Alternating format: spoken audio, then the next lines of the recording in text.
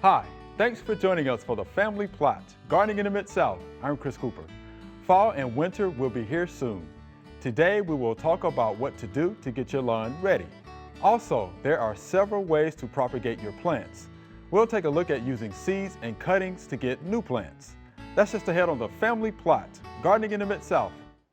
Production funding for the Family Plot Gardening in the Mid-South is provided by the WKNO Production Fund, the WKNO Endowment Fund, and by viewers like you. Thank you.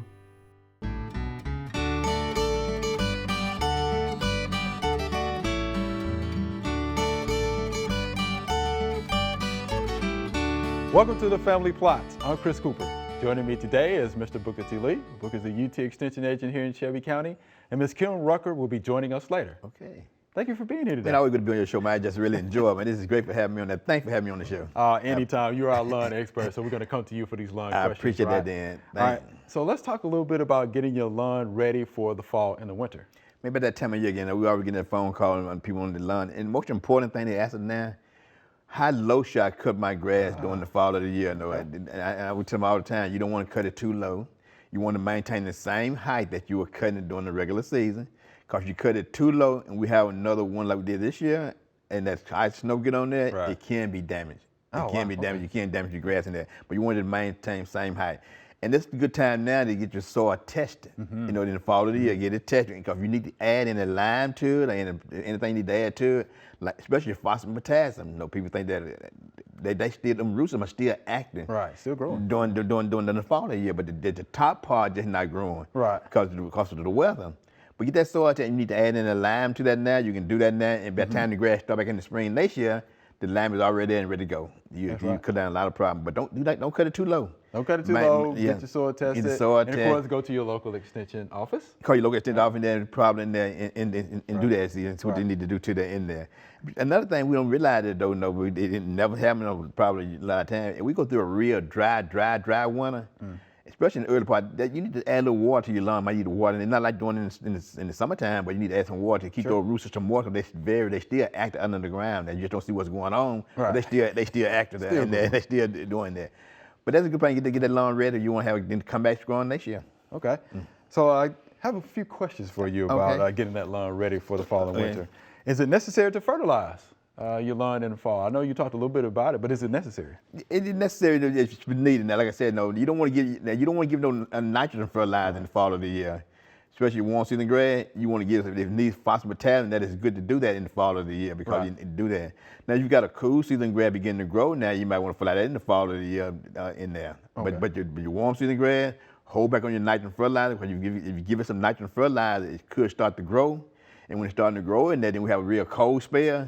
It can damage that grass, so you don't want to damage that grass in there. But hold back on your nitrogen, but give it some phosphorus potassium if needed, and also check that soil pH for that. Add that lime to that because the lime is very important. If you don't have that lime correct on there, a lot of times all the other nutrients you add to the soil, it's not going to be taken up by the plant. Right. So you want to do that. Then so that's that fall is the best time to do that for it. Then you're ready to go in the springtime. When the spring come out there, the grass ready to go. It's healthy, so I'm ready to go now. Let me come out of this dormancy and let me grow. Good and green. Good and green. I'm ready to go in there. All right. So this next question is a question I know we get a lot at the extension office. When should I put down a pre-emerge herbicide on my lawn?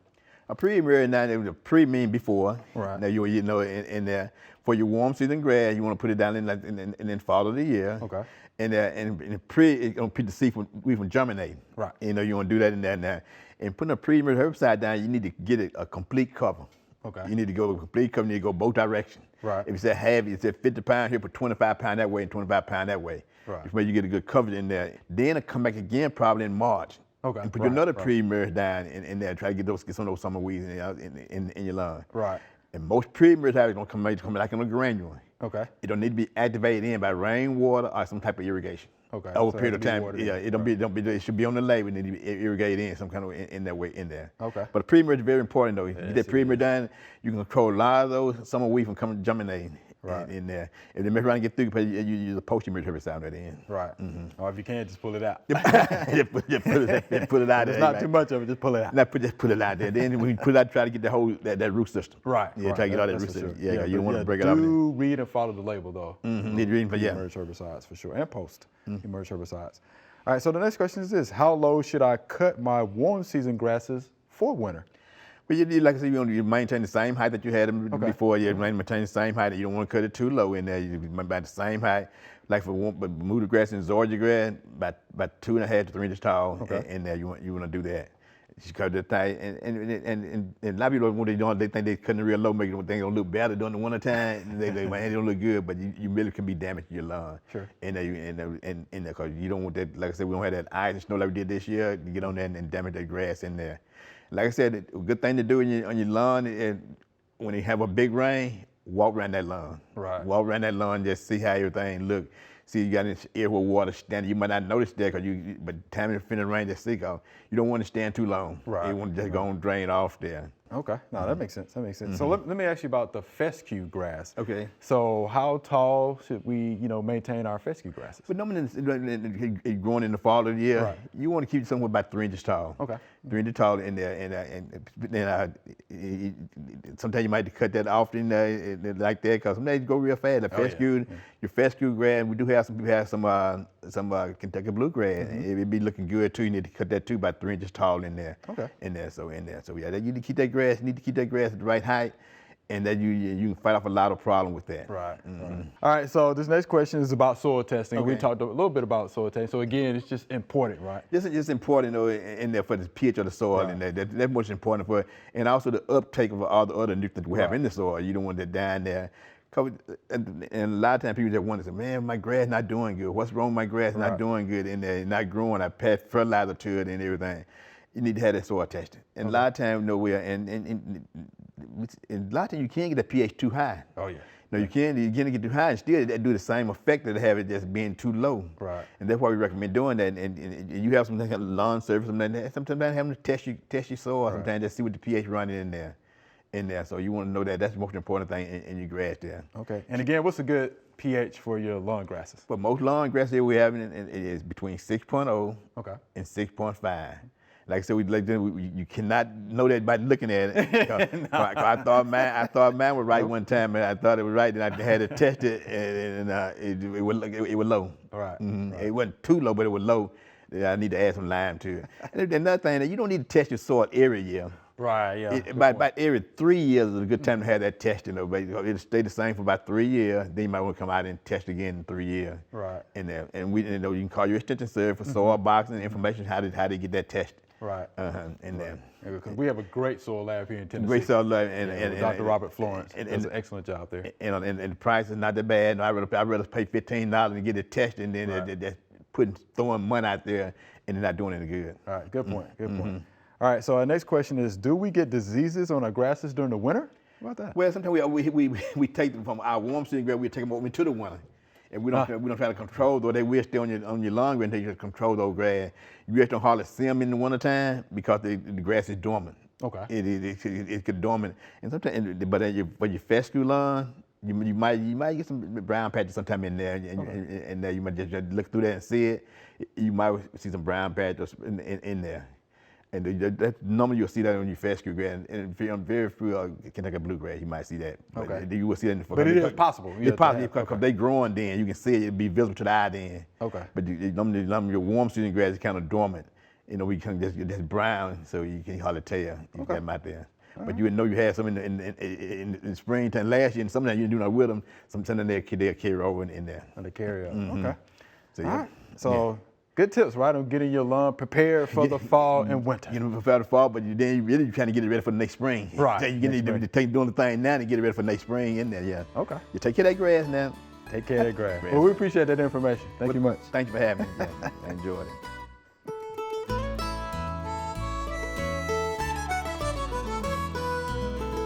Let's talk a little bit about this summer annual grass weed. This is goosegrass. Goosegrass is related to crabgrass. It loves compact soils and also loves soils that are poorly drained.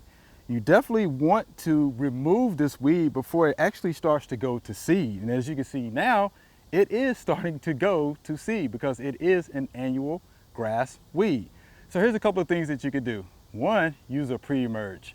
Dimension will be a good pre-emerge to control goosegrass, and you want to put that down, of course, in the spring, then again in the summer. And since this weed is already here, how about a post-emergent herbicide? You can use something like quinclorac. That's the active ingredient. So again, goosegrass. Make sure you get it up, because if you don't and you wait too late, it will go to seed, and guess what? It'll be back next year.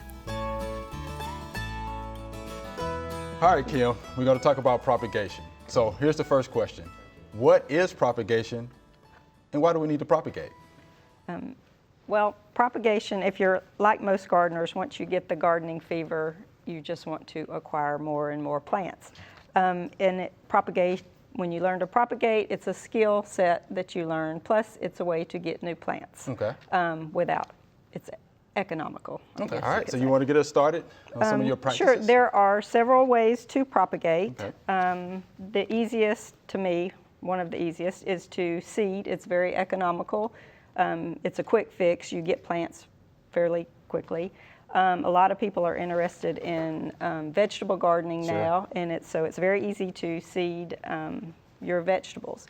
There are basically two types of seeding, direct seeding or in situ, which means you take your seeds, you go out in the yard, and you plant them in your prepared bed. Mm-hmm. A lot of your vegetables you can do that way, especially if the plant is going to have a taproot. Those don't usually transplant real well, so you want to start those outside. The other is indirect seeding, and usually what that involves is seeding into a container of some sort, and then you usually end up transplanting at least once or twice before you actually move it into the spot where you are going to grow it on. We do a lot of indirect seeding at the Dixon. Okay. And so basically what I do with the indirect seeding is, this is our seeding tray. And I've got little cells. We put a special mix in there. It's basically just a soil mix. It's a little looser. And we put one seed per cell. Okay. And that's just because it's easier to transplant, so you don't have to divide them. Okay. Makes sense. We do quite a few. And usually the seeds we're using, the germination rate is really high. So we know if we need 40 plants and I seed 42 seeds, I'm going to get at least 40 plants. Okay. A lot of that depends on your germination rate. Now let me ask you this before you keep going. So can the homeowner get these seed trays? Oh yes, you can. A lot of times you'll see them in the big box stores, and they come in a big flat. This has actually been cut in half. Okay. And then it'll have a dome on the top. Sometimes they'll already have the soil in them, and it'll have a little tray that holds water on the bottom. Okay. That's what this tray is for. We actually seed into dry mix, and then pour warm water onto the tray and let it soak up from the bottom. You don't want to water on top of this because your seed's going to wash out. So that's good to know. That's good to know. Yes. Okay. Once they get this, these are some seedlings. It's Aquilegia or Columbine that we seeded, and these were actually seeded on January 23rd. Okay. But we call these plugs, and what we do once they get their second set of true leaves. Okay. What we do is we just kind of squeeze it like this, and then I usually take a bamboo stick, and you just poke up the bottom, and it just pops out, and there's your plug. Sorry, I'm making a mess. Oh, that's all right. And then you just move that to the next size pot, and you grow them on. That's actually the pink flowers down there. Those actually, the seed is about the size of a grain of pepper. It's very small, tiny. Man. And then in 12 to 14 weeks, that's what I have. Okay. So, and that's another important thing with seeding. You need to decide when you want your plant, and then count back the number of weeks that it tells you on the package that it takes for the plant to get that size. Okay. So with the Snapdragon there, we actually seed those. We want them about the 1st of February, so I count back 12 to 14 weeks, and that's usually the end of October, 1st of November. Mm-hmm. That's when I seed it. Okay. Usually a month later, I can up-pot it to the first small pot, and then we move them into the big gallons, and then it's very important for us for timing because I want the flowers for the arrangements in the museum. Sure. So I have to have them on a certain schedule. It's pretty neat. Now, can we get to the cuttings? Yes. Okay. On the cuttings, there's several ways to vegetatively propagate something, which basically with that, you're going to get the identical plant that you're working with. Okay. And there's several ways to do this. You can do stem cuttings with herbaceous plants, and that's real good for your annuals. If my mom always kept coleus in the windowsill, she would save them from the season before, and you just take a cutting. And what I do is, we call this the mother plant. Okay. And we keep several of these, and then we take cuttings off of it. But you just find a stem, and you want it not real flexible. That means it's the newer growth, but you want to get it back just a little bit to where it's not real stiff. Okay. And what I usually do, you can take it off here, and you'll usually hear as much as feel a little snap. And you can do it okay, that yeah, way. Okay. It's really best to cut because you end up tearing. But it's really very easy to do this. You can either root it by dipping it in hormone and then sticking it in soil, or with these, I like to start them in water. It's just easier, it's quicker, but you just take your leaves and strip them off. Okay. And then you want several leaf nodes, 1, 2, 3, down into the water or into the soil. Okay. So that's what, and then this is what you get in about 2 weeks. Wow, how about And then that? you just 2 stick weeks? that 2 weeks.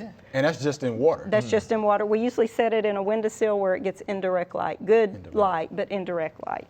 And then we just pot those into a soil mix. Okay. The other, that's a kind of an herbaceous. There's also semi-hardwood and hardwood cuttings. The boxwood, we don't do a lot of those. We do it more for demonstration and just what we call playing. But you usually use the past year's growth. And what you do is you find a stem that's the same thing, not real hard, or not, it's somewhat woody, but it's not like this major stem here. But what you do is you just stick it, cut it off, Okay. use good clean clippers. I like to clean them in between with alcohol. Okay. And we want to make sure we get a clean cut as well. A clean cut, Okay. right. And then you do the same thing. You want to take your leaves off, and you want several nodes. And then what I like to do with hardwood, with semi-hardwood cuttings, and a lot of these depend on the time of the year. Usually May, June, July, you've had that first flush of new growth, and it's starting to get a little bit hard. It's not quite so tender. And then I just take a rooting hormone. There's also liquids you can use. You can buy them anywhere. This is kind of So the homeowner can professional readily strength. get that? There's one called Root Tone that you Okay. can find at I'm most familiar any with that. garden center. So what you do, I don't like to dip into that because if this is diseased, you're going to contaminate your whole container. sense. So what I do is pour it into a little cup, and it's not necessary to wet this because it's going to stick. It's just a real fine powder, and I put it in there and knock the excess off. And then what I've done, I've got potting mix in there, and then I generally put a small layer of sand, and then I put more potting mix, and then you can just poke it in there. Okay. Now, what is the sand for? The roots seem to grow off that, into that fairly easily. Plus, it kind of holds a little moisture. Okay. Makes sense. And then, this is kind of short, but he's in It's there. peeking out there. He's peeking in there. Generally, what I will do is water it once really well. After that, and then we have a mist house which keeps the humidity up, but most homeowners don't have their own mist house. So you can put it in a Ziploc bag and seal it and put it in good indirect light, and then that'll kind of keep it moist. And usually they root in maybe 2 to 3 months. Well, Kim, we appreciate that. That was a demonstration. I'm pretty sure the homeowners are going to love that as well. So thank you much. You're welcome. Squash vine borers can be devastating in the home garden to pumpkins and other squash plants. The borer burrows into the stem, girdles the plant, and the whole thing just wilts and dies. And there's not much you can do about it once the borer is in the plant. To stop the squash vine borer, you have to kill it before it enters the plant. So if you choose to go the chemical route, I have here bifenthrin and zetacypermethrin. So take your spray and direct it to the base of the plants. You don't need to spray the leaves or the flowers, just the bottom 3 feet of the vine itself, because that's where the squash vine borer will lay its eggs. You want to spray in the evening because in the morning the pollinators are active and the flowers are open. Always make sure you read and follow the label direction, including protective clothing. This particular chemical says I need to wear gloves and a long sleeve shirt and long pants. And you want to repeat the spray every week while the squash vine borers are active. And that should keep the squash vine borers out of your squash. All right, here's our Q&A segment. You ready? I'm ready. Some great questions here. We have All some right. good questions here. Are we coming in? Here's our first viewer email. I have vinca that is trying to take over my whole garden bed. I had let it grow for about 15 years. It is now layers and layers of vines and rising higher and higher around my plants. Will glyphosate kill this weed? If so, when should it be applied? If not, can you suggest something that will curb or kill this growth? Thanks in advance, Patsy from Lexington, Kentucky. So we're trying to see if glyphosate will kill this weed. What do you think? Lots of it will kill the weed in there. You have to spray it at the right time of the year and really make sure the temperature is right. To kill it in there, you need to get a good coverage on there when you spray it on there. And another thing, when you're using glyphosate, any kind of herbicide or something, always read and follow the label direction. If you're going to spray it in your flower bed, you need to be very careful when you spray it. Make sure the wind is not high and not blowing, because it will drift. Whatever glyphosate get on, it's going to kill it. You know, so you need to be very careful in there. Then she always, like I said, she can get some black plant and put over there and try to cover it out and smother it out. But if you're going to spray chemicals on there, best thing to do is if you can cut it and then let it start to get some new growth on there. A lot of times it'll kill better. Right. On that tend to grow. Right, and it'd be best to do that in the spring when it's actively growing. Actively growing, yeah. Right, right. But yeah, spray it when it is young and actively growing. Read and follow the label, Miss Patsy. Yeah. You'll be fine. Thank you much. We appreciate that. Here's our next viewer email. How can I make my Bermuda lawn thicker? This is from Ken. So he wants to make the Bermuda thicker. Well, like I said, no, like that thick turf in there, when that thick grass look really good in there. One of the things that you cut it at the right height.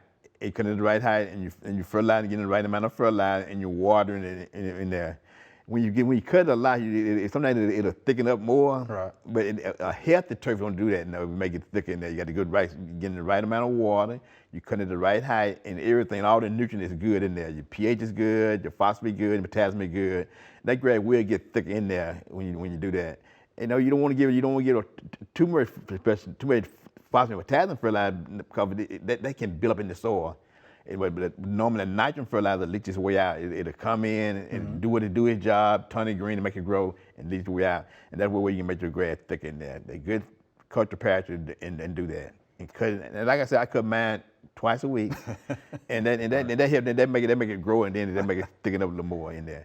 A wheat grass, and they're not gonna thicken up. It's just on the stress. It's not gonna thicken up like that. You'll see you have thin spots in there. Right, so cultural practices are important, and we want to make sure the Bermuda has full sunlight. Sun, yeah. Right, full sunlight. Full sunlight, yeah. Right, that's what it likes. No shade. No shade. Because, of course. I done had that problem too. My grass had a It'd be a tree problem. in there, and the grass began to thin out on that tree. As the tree get older, the lay more shade get in there, the Bermuda grass gonna thin out. Right. So give it full sunlight. Full sunlight. All right, so there you have it, Mr. Ken. We appreciate that question. Here's our next viewer email. My oak tree has been looking bad this year. There have been rounded brown spots on the leaves. Many inside branches have no leaves, and this morning I found these critters munching away. What's going on? Should I have it sprayed? Thank you, Paula and Bartlett. So, first of all, had a lot of fungal diseases on our trees this year because of the early spring rains and the cool temperature. Okay. Secondly, the critters. Oh yeah, Yellow-necked caterpillars. caterpillar. Okay. Okay. Of course, they're going to be feeding on the foliage of the tree. The oak tree will be able to maintain its growth, even though it's being eaten on. Yeah. So I would consider that to be a major problem. But if you would like to have the tree sprayed, I would contact a certified arborist to come out and spray that tree. Yeah. They have products. BT will probably be one of the products that they would use to control the yellow-necked caterpillar. So keep those trees as healthy as possible, because if they're stressed, then here comes what? The fungal diseases and The caterpillars. And those dead limbs in there too, all that don't cause a them out. problem there. You need to prune those out there and everything. If you think you got a fungus lead on those dead limbs, you might want to sterilize your pruning shear after each cut. Sure.